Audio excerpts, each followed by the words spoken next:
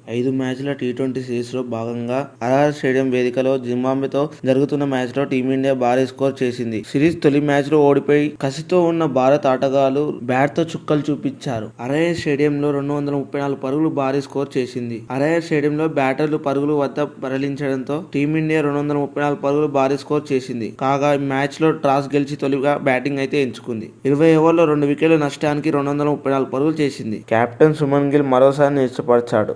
4 బంతులకు కేవలం 2 పరుగులే మాత్రమే చేసి క్యాచ్ తో అవుట్ అయ్యాడు. మరో యంగ్ ఓపెనర్ అభిషేక్ శర్మ ఆకాశమే అద్దులుగా చెలరేగాడు. జింబాబ్వే బౌలర్లను ఉచ్చకోత కోసం కేవలం 44 బంతుల్లోనే మెరుపు సెంచరీ చేసి భారత్ భారీ స్కోర్ చేయడంలో కీలక పాత్ర పోషించాడు. రుతురాజ్ గైక్వాడ్ 47 బంతుల్లో 77 రన్లు చేసి ఆకట్టుకోగా, చివర్లో యంగ్ సంచలనం రింకు సింగ్ 22 బంతుల్లోనే 48 పరుగులు బాదడంతో భారత్ 234 పరుగులు భారీ స్కోర్ చేసింది. జింబాబ్వే బౌలర్లలో ముజరబానీ, సికింద్రాజా చెరో వికెట్ తీసుకున్నారు. అనంతరం జింబాబ్వే 235 పరుగులు భారీ టార్గెట్తో ఛేజింగ్కి దిగి కాగా 5 మ్యాచ్ల సిరీస్లో తొలి మ్యాచ్లో అనూహ్య విజయం సాధించి జింబాబ్వే భారత్కు బిగ్ షాక్ ఇచ్చిన విషయం తెలిసిందే.